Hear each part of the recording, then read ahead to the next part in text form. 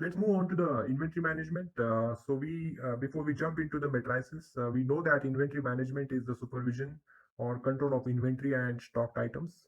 As a component of supply chain management, inventory management supervises the flow of goods from manufacturers to warehouses and from these facilities to point of sales. The first, the very first matrix that we are going to see is inventory days of supply. Let's look at the inventory days of supply. This matrix is also referred as days of supply in a simple language. This matrix give more insights about inventory performance, and the calculation of this matrix has a formula is inventory days of supply is equal to on hand inventory divided by average daily usage.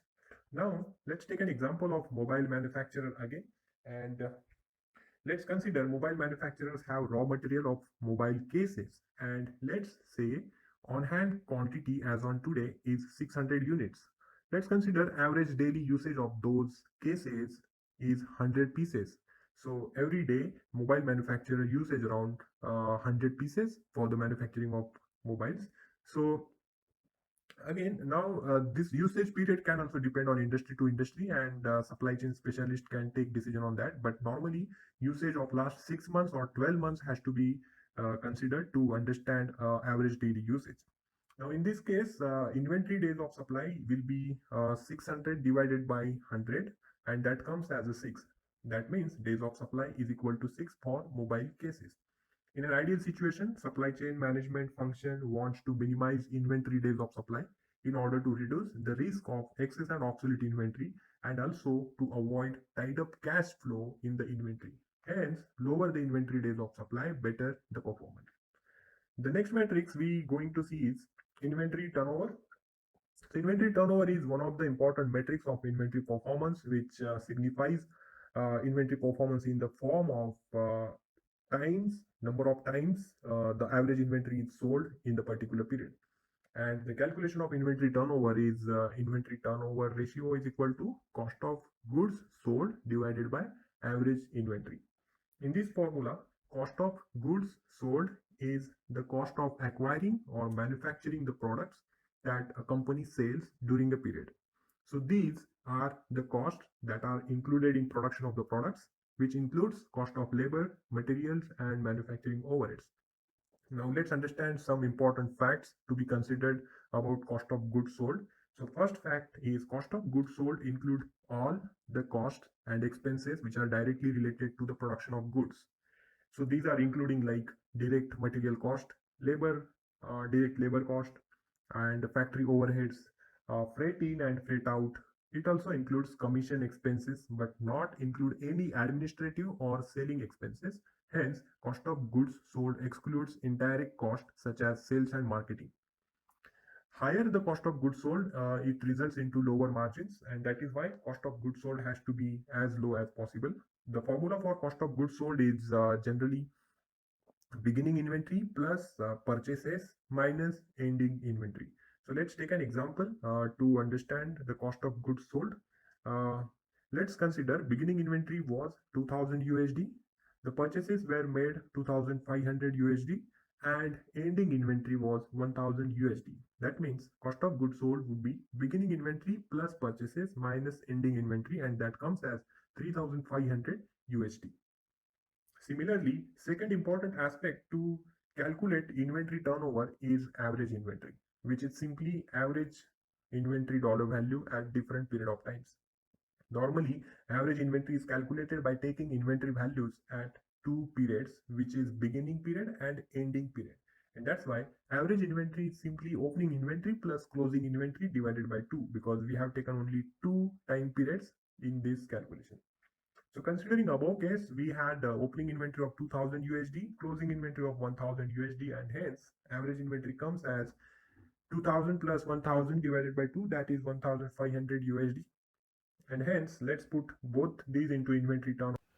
So after putting these figures into the formula, it comes like inventory turnover of around 2.3, which signifies that an organization is selling average inventory for 2.3 times in the period of calculation. Ideally, supply chain team seeks to have higher inventory turnover ratio, which is basically better for the business.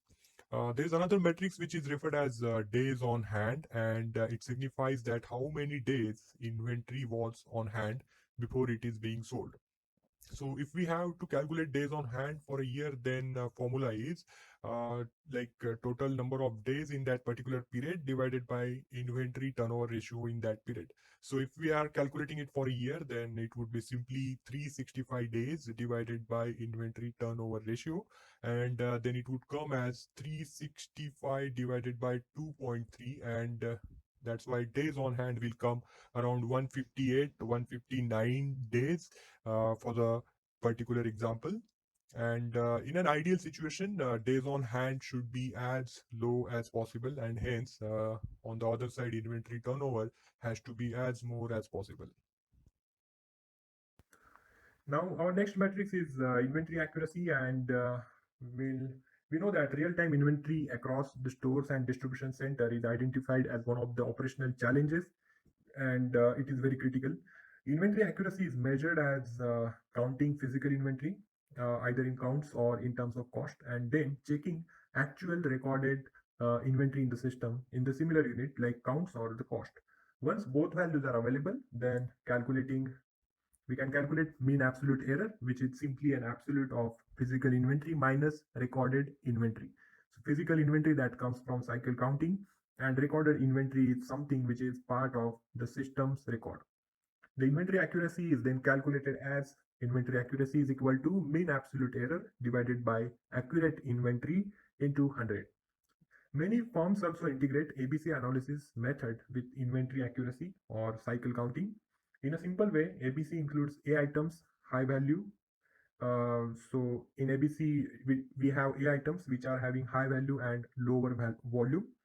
B items are medium value and their volume is also medium. And C items have very low value and their volume is very higher. Many firms do cycle counting more often for A parts and medium in frequency for B parts and less in frequency for C parts. On other side, due to high value of A parts, inventory accuracy has to be very high, and the tolerance limit for A items can be very less, like 1%, and tolerance limit for B item can be little more, like 3% of inaccurate inventory can be acceptable, and tolerance limit for C items can be little more. It could be like 5% or 6%. Ideally, inventory accuracy has to be as more as possible. Now we'll move on the next matrix, which is gross margin return on inventory investment. We know that every organization has expectation of return on investment. Similarly, a manufacturing organization which is involved in significant inventory investment decisions, it is very obvious to understand what is return on this investment. And if it is good return, obviously organization will invest. But what if the returns are below the expectations? That is why gross margin return on inventory investment is calculation which calculates return on inventory investment with below method, which is the calculation for gross margin return on inventory investment is equal to gross margin divided by average inventory, where gross margin is simply revenue minus cost of goods sold. To support this formula, and to support with some examples, we are considering a table where the table has four columns. First column shows a product name. Second column shows gross margin in a particular period. Third column shows average inventory in that particular period. And last column is calculating gross margin return for inventory. So if you will see the product which is JKL, which is having higher gross margins, which is 25, and product which is VWX, it is having lower gross margin, and that is why the product VWX is the area for understanding why the gross margins are less. And if you see in this table, VWX has the gross margin of only $1,000, but the average inventory is very high, which is $2,500.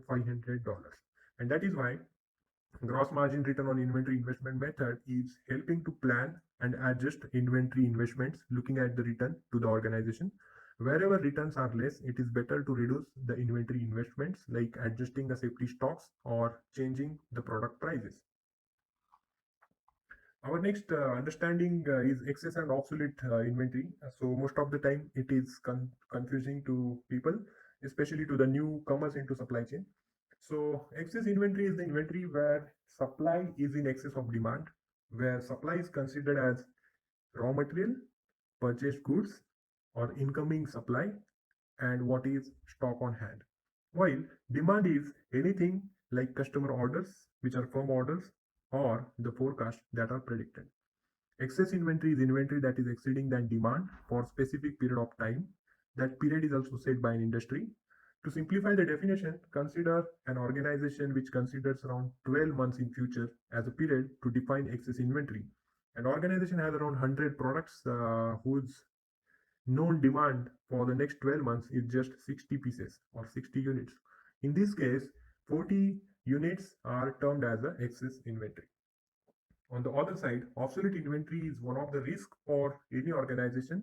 The term obsolete inventory is generally defined as inventory which is at the end of its product life cycle, and it has not seen any demand in defined period in the past. Period is again set by industry, as well as no demand which is known in the future. And to simplify this, let's consider the below table. In this table, we are at January 2001. And since January 2000, that means since last 1 year, there is no sales happen for that product, and there is no demand in the future for that product in future 1 year. And that inventory can also be termed as an obsolete inventory. Obsolete inventory sometimes can be termed as a dead inventory. Usually, obsolete inventory is not sold at a standard price, and then it is sold at very lower prices, or it is scrapped and also written off from the balance sheets. In an ideal situation, excess and obsolete inventory has to be as low as possible.